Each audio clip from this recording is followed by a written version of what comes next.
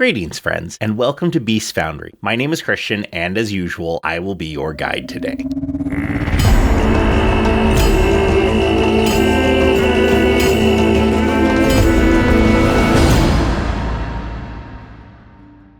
Now today we are going to be talking a little bit about primevals.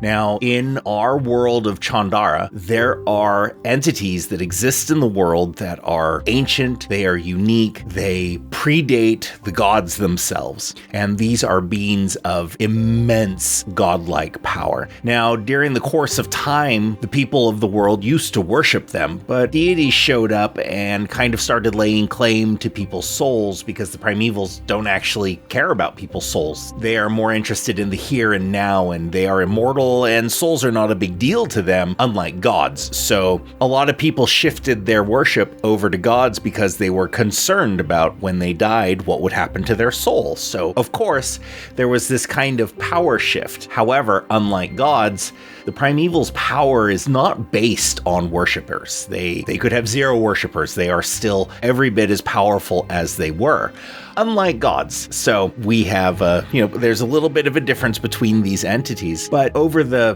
vast millennia, they have been forgotten for the most part, and they only exist now as, maybe people call them by different names and they're worshipped by these tribes or, people that have been kind of cut themselves off and are more isolated. It's usually very small sects that might still be worshiping these entities, and they're very few and far between. Almost no writings exist about them, and the ones that are vague and completely mysterious. They hold no facts, and they contradict each other, and there's just almost nothing out there about them. And they are actually pretty impressive, and they're designed to be. And some of them are helpful, some of them are not. They can all be terrifying, but some of them are looking to help out civilized cultures, and others want to see animals and beasts rise up and reclaim the land. So they have their own different mindsets, but their true goals remain a mystery to the people of Chandara. And so when they crop up and things about them start to appear, it usually means a very fundamental shift in the world's existence. There are major changes coming, and they should not be taken lightly when any reference to them could be mentioned. Now here, as you can see, I have put together one of the primevals, and what I have done here is I have written up a little bit of a guide as to how different classes or even archetypes work for these primevals, and they may have greater knowledge. They might have individual knowledge that has been passed down from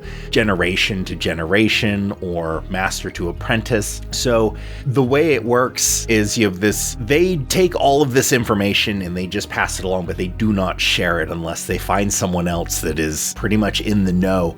They're incredibly secretive, and they're working with the designs of these primevals in mind. They may have very loose contact with them, perhaps through other entities, or they could be contacted in dreams. So there's a lot of different ways, and the first one we have here is Forlock, also known as the Midnight Fang. He's a lawful evil primeval of beasts and monsters. He very much wishes to see the civilizations of the world come crashing down and have monsters reign supreme. And as you see here, we have how barbarians and beastkin and beast lords and beast masters and druids and rangers might interact with them. But as we progress on to the next page, there is a background that is available. It is a rare background, and you can take this background and it will immediately replace a background that you already have. And this is to kind of show that all of a sudden you are being immersed in this long forgotten knowledge, and it is basically consuming you. And one of the things that I've done,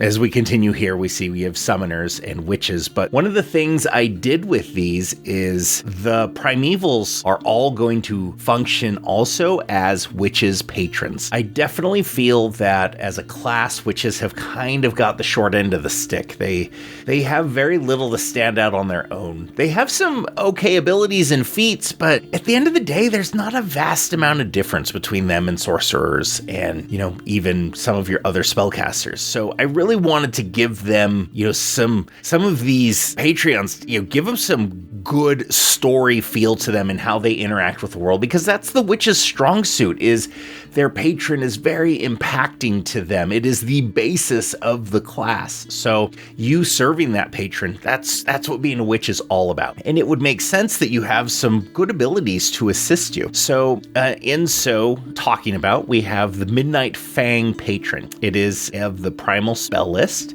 You gain a nature patron skill. Your hex cantrip is Haunting Howl, and your granted spell is Animal Allies. Now, with this patron, we go into a strong occult theme. Even though it is a primal spell list, as you continue to take feats for your basic lesson, greater lesson, major lesson, each of those gives you a occult spell, one that is not found on the primal spell list, because I didn't want to give you spells you already had access to. That's not fun. It is no different. I could take that anyways. So I didn't really see a lot of point in that. Also, with these focus spells and cantrips, I gave them all a strong occult and primal feel. So with Haunting Howl, your hex cantrip, this is a spell that targets one creature, standard 2-action casting. It has a range of 30 feet, your basic will save. And what it does is the target takes 1d4 persistent mental damage. The target is also flat-footed while they are suffering from this persistent damage. And it has your typical heightened +1 that the damage increases by 1d4. So this is kind of a fun way that you get to give this, cast this spell at something. The damage isn't immediate. It's kind of this building sense of dread that now that they have this persistent damage and it's going to tick away. And it just gives you the opportunity to deal damage on more creatures, as you can kind of start casting this on several different creatures on the battlefield, but then also making them flat-footed gives you an advantage towards your other spells. If you have spell attacks, them being flat-footed is a big benefit to you. With our basic lesson, we get the Biting Words spell. That is a first level occult spell. And you also gain the Hunted Prey hex. This is a first level hex. It is also range 30 feet. This is only a 1-action casting. It is a will saving throw, and the target can feel the beasts of the Midnight Fang closing in on it. And when they make this will save, if they are under the effects of Haunting Howl, they treat the result as one category worse. And I really wanted these things to kind of synergize with each other. What happens with your Hunted Prey, this functions pretty much like the Fear spell, honestly. Critical success, the target is unaffected. If they succeed the saving throw, they are frightened 1. If they have a failure, they are frightened 2. And a critical failure, they are frightened 3. You can heighten this at a +2, increase the targets by 1. So that is a bit different than Fear. But again, our major difference is if you set this up with Haunting Howl and are successful, you can then hit them with this focus spell and really get that, turn that success into a critical success, or their saving throw, you're going to turn their success into a failure, or their failure into a critical failure. So I had a lot of fun with it. I think it's something that people are really going to enjoy. Our greater lesson, you get the Impending Doom occult spell, and you also learn Shadow Hunt. It is a level 3 focus spell. It is at a range of 60 feet. It is a 10-foot burst within that range, so you can cast that out. So basically 20-foot diameter, so it gives you opportunity to affect a decent number of creatures. This is a fortitude save, and you create a burst of shadow monsters, and these monsters, they tear and bite at the creatures within inside the area. Each creature takes 3d8 points of negative damage. If they critically succeed, they take no damage. If they succeed, they take half.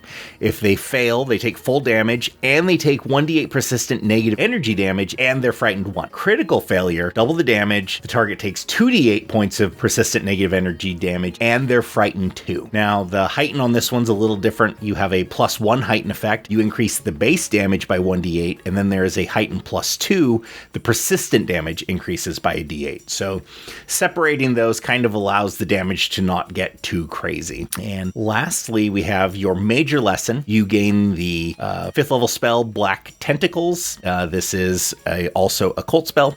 You also gain the Mark of the Beast Hex. This is a 5th level focus spell, 2-action casting. It is a touch spell, basic fortitude save. And with your touch, you channel the power of the Midnight Fang. You deal 4d8 points of negative energy damage to the target. You heal hit points equal to the damage dealt, and any hit points gained over your maximum are converted to temporary hit points. You lose any remaining temporary hit points after 1 minute. If the target has the Frightened condition, increase the damage dice to d12. So instead of 4d8, you deal 4d12. Heighten +1, the damage increases by 1d8. So kind of a spell for you to drain life from your enemy and heal yourself a little. A little drawback to this is if you ever want to stop having the Midnight Fang as your patron, this is a challenge. This is basically a CR 25 entity. If you ever rebuke him, you have to make a DC 52 fortitude save. So not for the faint of heart. If you critically succeed, every animal and beast you encounter will attack you on sight. This is for the rest of your life. If you succeed, you are doomed 3, reduced to 0 hit points, and are dying. If you fail, you die. If you critically fail, your body and soul are obliterated with no chance of being returned to life. So this is not a decision one enters into lightly. So, I just wanted to kind of go over some of the stuff that, these are things that we work on and other entertaining things. So, even if you are not part of the Roll for Intent West Marches, where we run a lot of games, I run games, that's pretty much where I spend a good deal of my time. I still there are things on the Beast Foundry Patreon that can be available for anyone, even in any game. And this is a really fun one that I think helps make a witch stand out. And all of the primeval themes are going to be like this. There's going to be a single focus, like with this, we saw nature or primal as the spell list. But the secondary focus, all of your spells you get through your feats and your hex, your initial cantrip hex, they're going to have a theme that blends in these other aspects. And in this one was occult. But, another one might end up being, divine and primal, or, arcane and divine. So there is a lot of chance to really mix up these spell lists a little and really make the witch stand out, which is really what I wanted to accomplish with this, because again, I just feel like the witch of all of the classes, to me, the witch is the one that just, it doesn't have the same gusto that a lot of the other classes have. And I just feel like so many of its things are afterthoughts, and I don't know, they never sat well with me. You know what? And if you love the witch and you think the witch is great, more power to you, hats off to you. By all means, enjoy it. I just running through playing all these different classes and seeing so many people play these classes, I see a lot of witch players that I think I'm going to switch my character, or I'm going to try going something else, because at the end of the day, they're just not that happy with it. So I did this to hopefully help out. And it covers a very pivotal part of my world and its design. So I hope you guys enjoyed this video. If you did, please like and subscribe. Even if you hated it, give us a like if you want. Subscribe, see what you want to hate next. And if you did like this, please consider supporting the Beast Foundry Patreon. And I'm going to have it also down below in the comments. We also have the Roll for Intent Discord. That is, again, if you want to play in some Pathfinder 2 West Marches games, we have games going every week. So it's a fun place to hang out and get a lot of games in. So very entertaining, and I think it's great, and I love seeing everyone in there, and the more people we get in it, the better. So that's all I have for you guys this week. So as always, game well, my friends.